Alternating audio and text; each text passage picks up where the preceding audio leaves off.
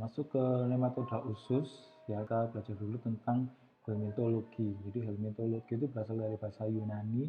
Helmin itu artinya cacing dan logi berasal dari kata logos artinya ilmu. Jadi helmintologi merupakan ilmu yang mempelajari cacing hidup yang sebagai parasit pada manusia. Masuk ke klasifikasi cacing. Jadi klasifikasi cacing secara umum itu terbagi menjadi tiga, yaitu filum Annelida, filum Nemathelminthes, sama Platyhelminthes. Masuk ke filum Annelida, jadi ini dinamakan seperti lintah, ya, dia termasuk ektoparasit, ya, yang hidup di air dan darat dan ukurannya bermacam-macam. Jadi artinya dia berada di luar, menempel gitu ya. Kalau cacing-cacing lain kan dia masuk ke dalam tubuh. Sedangkan kalau Annelida ini dia ektoparasit, dia yang menempel di manusia. Ini bisa dilihat di sini. Dia ada mulut, kemudian otaknya dekat dengan mulut, kemudian ini ada ventral untuk sirkulasi darahnya, ada dorsal, ventral, kemudian organ reproduktifnya, kemudian ada ganglia, nefrida, kemudian ada otot dan sebagainya sampai ke anus. Ini contoh gambar dari filum Annelida termasuk ektoparasit. Kemudian masuk setelah filum Annelida ada filum Nemathelminthes, berasal dari kelas nematoda. Ini dari bahasa Yunani, nema itu artinya benang. Ya, masuk kelompok cacing dengan bentuk bulat memanjang seperti benang. Ini ya, jadi dia itu tidak bersegmen, kulitnya licin, kadang-kadang bergaris, memiliki rongga badan serta jenis kelaminnya terpisah, di mana laki-laki ukurannya lebih kecil dibandingkan dengan wanita. Bersifat parasit bukan hanya pada manusia tapi juga pada hewan. Ya. Jadi kalau pada manusia, Nemathelminthes nematoda ini dia memiliki sperma dan alat untuk kopulasi, untuk melakukan hubungan seksual dengan wanitanya. Di bagian atas ini ada faring, kemudian dekat faring ini ada otak yang nephering, kemudian ada organ eksektori, usus, ya, ovarium, uterus, vulva, anus, intestin sampai di dekat dengan anus.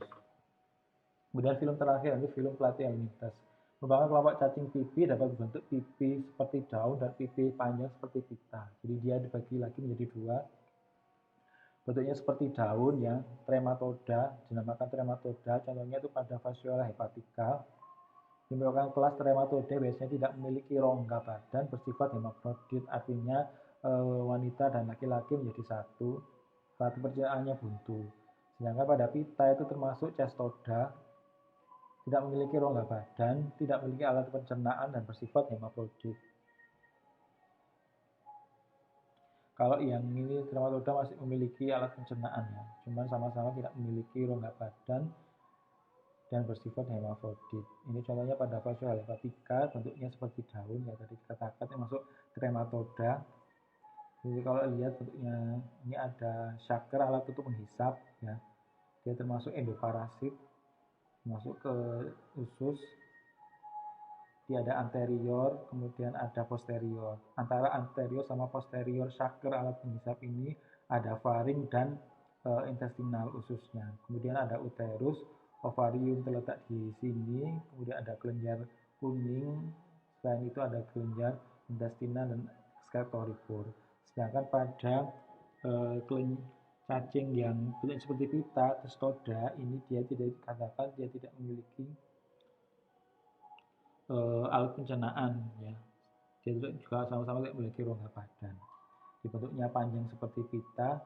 Kemudian kalau divisualisasikan di sini ada alat penghisapnya. Ini ada skolek. Skolek ini terdiri dari atas rosteum, hook, kemudian ini untuk shaker alat penghisapnya. Kemudian di leher, kemudian proglotit sampai ke mater proglotit. Kalau proglotitnya ini kalau kita besarkan, satu proglotit ini terdiri atas ovarium, uterus, kelenjar kuning, ya, vagina, testis dari satu dengan sifatnya hermafrodit, genital pole ya. Jadi ini dia tidak ada alat untuk pencernaan. Sedangkan pada Fasciola hepatica, kelas trematoda dia memiliki alat pencernaan. Ya, itu bedanya. Kemudian dia sudah jelaskan ada Annelida, Platyhelminthes, Nemathelminthes. Ini Annelida tadi yang bentuknya seperti lintah ya, Platyhelminthes tadi bentuknya seperti benang, sedangkan Platyhelminthes tadi ada dua, bentuknya seperti daun dan ada seperti pita. 5 kelompok medium penularannya menurut WHO. Yang pertama melalui penularan melalui tinja atau feses, di mana telur dan larva menjadi infektif jika melalui atau berada di anus. Penularan langsung orang ke orang yang paling sering terjadi. Kemudian dua yang sering terjadi yakni melalui tanah, termasuk kelompok Geohelminthes atau nama gennya itu ya soil transmitted helminth.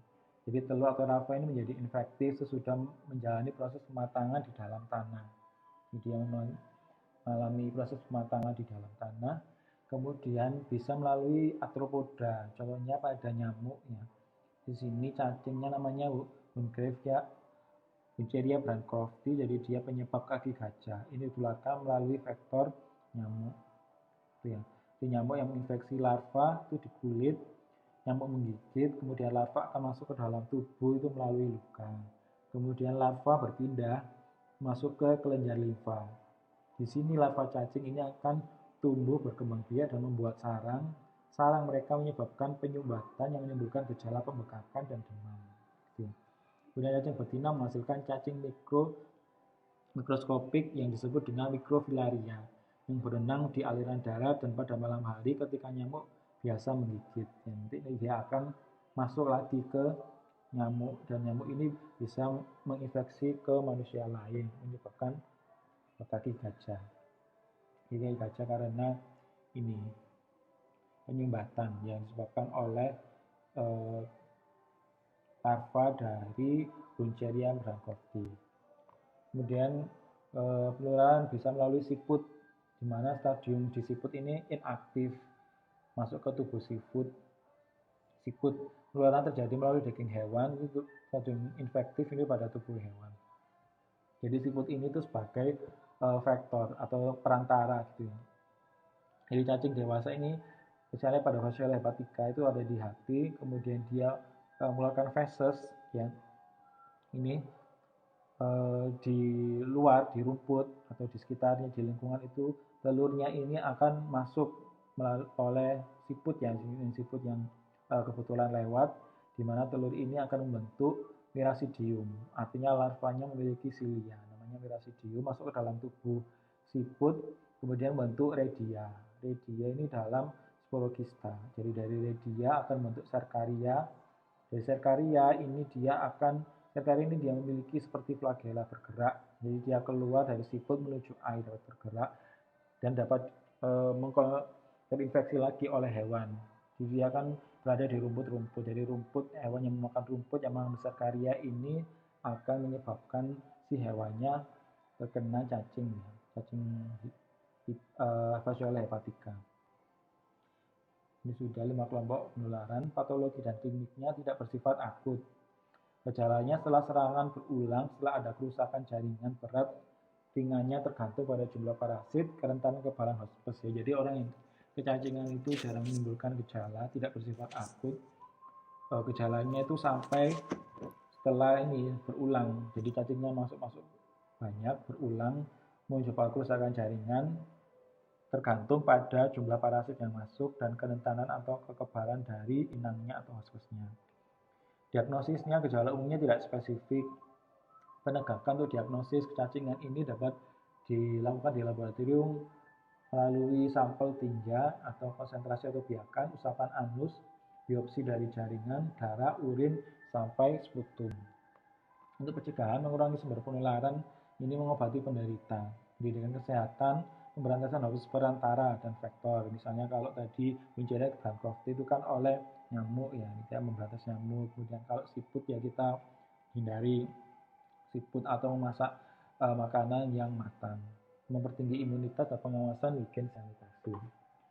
Nematoda secara umum, di parasit yang jumlah spesiesnya paling banyak itu dari nematoda. Ya, jadi kan disebutkan ada 3 filum ya, 3 filum yakni Annelida, Platyhelminthes sama Nematodinthes. Nematoda ini jumlah spesiesnya paling banyak. Dia ditemukan di air tawar, air laut, dan juga hidup di lumpur dan tanah perkebunan. STH ini ditemukan oleh Agus tahun 99.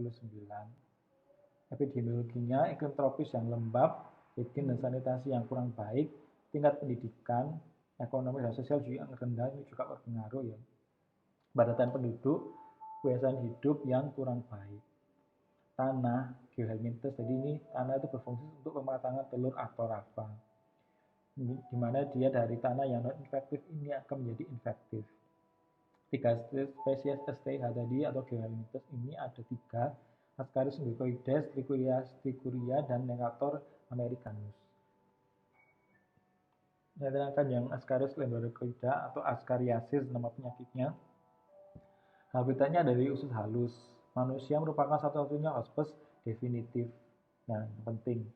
Merupakan nematoda usus terbesar. Berwarna kekuningan sampai merah muda. Cacing mati ini akan berwarna putih seperti ini. Jadi kalau warna kuning sampai merah muda, dia masih hidup. Ini Ascaris lumbricoides. Untuk morfologi dan siklus hidup, badannya bulat panjang, kedua ujungnya lancip. Cacing jantan panjangnya 15-30 cm kali lebar 3-5 mm. Betinanya lebih besar ya, 22-35 cm, lebarnya 3-6 mm. Cacing betina menghasilkan 200.000 butir telur sehari, berlangsung semasa hidupnya yakni 6-12 bulan. Jadi stadiumnya, siklus hidupnya yang pertama cacing ya. Jadi telur keluar dari dia dalam keadaan belum membelah. Kemudian dari tanah, tadi kan tanah itu fungsi untuk pematangan ya, siklus pematangan dari telurnya. Kemudian masuk ke festus melakukan unfertilisasi sampai ke fertil, kemudian masuk melalui makanan, larva masuk ke dalam tubuh melalui mulut, cairan lambung akan mengaktifkan dari larva. Jadi dari tanah tadi yang infektif menjadi aktif oleh cairan lambung. Usus masuk ke kapiler darah, masuk alat pernafasan, ke lambung sampai ke usus halus. Waktu migrasinya 10-15 hari, siklusnya kedua di usus dan masuk dan mulai menghasilkan telur 6-10 minggu. Untuk proses pematangan di tanah itu butuh suhu 30, yang pematangannya 20-24 hari. Diagnosisnya, menemukan telur dan cacing dewasa dalam tinja selama masa intestinal. Kemudian ada antelmetik atau keluar dengan sendirinya melalui mulut atau anus. Ini pada Ascaris lumbricoides. Gejala kliniknya, gejala timbul pada biasanya terjadi pada saat berada di paru-paru, gangguan yang disebabkan oleh cacing dewasa. Penderita mengalami gejala gangguan usus ringan seperti mual, nafsu makan berkurang, diare, atau konstipasi. Efek yang serius terjadi bila cacing menggumpal dalam usus sehingga terjadi obstruksi usus atau ileus. Kemudian pada yang tertentu cacing dewasa mengembara ke saluran empedu ya, kemudian ke appendix atau bronkus dan menimbulkan keadaan gawat darurat sehingga kadang-kadang perlu tindakan operatif. Epidemiologinya, jadi dia termasuk kosmopolit di daerah tropis dengan udara yang lembab. Erat hubungannya dengan higienis sanitasi, nanti dia di tanah, jadi usahakan memakai alas kaki ya. Terutama menyerang ini pada anak-anak 5-9 tahun di mana imunosupres ya, jadi sistem imunnya belum terbentuk sempurna, jadi mudah untuk terserang kecacingan. Laki-laki maupun perempuan mempunyai kemungkinan infeksi yang sama. Untuk perkembangan di daerah endemik didukung oleh keadaan lingkungan seperti suhu ya, tadi untuk pematangan telurnya 25-30 derajat Celcius. Kemudian untuk pengobatan pemberian obat secara peroral atau massal. Obat lamanya bisa pakai piperacin, thiabendazole, hexylchloroquinol, dan hetrazan. Tapi dia memiliki efek samping. Jadi untuk pengobatan yang baru ini pakai perantel pamoat, ya, Combantrin, albendazole, levamisole. Syarat pengobatan massal mudah diterima oleh masyarakat, efek sampingnya rendah. Kemudian ada juga cacing yang menginfeksi hewan ya, dopom pada anjing ya, Toxocara canis, sedangkan pada kucing Toxocara cati. Toxocara canis ditemukan pada anjing, Toxocara cati ditemukan pada kucing, belum pernah ditemukan infeksi campuran pada satu macam hospes.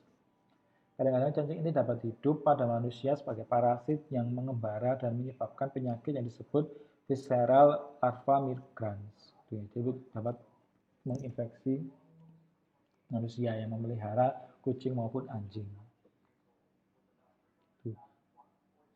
Jadi fungsi infektifnya itu di tubuh kucing atau anjing, tergantung. Jadi termasuk Toxocara canis atau Toxocara catyi. Ya gini, dia pada fesesnya itu mengandung telur dari Toxocara, kemudian dia akan membentuk rabidiform larva Hadges ya, dia bergerak kemudian masuk ke tubuh manusia melalui luka.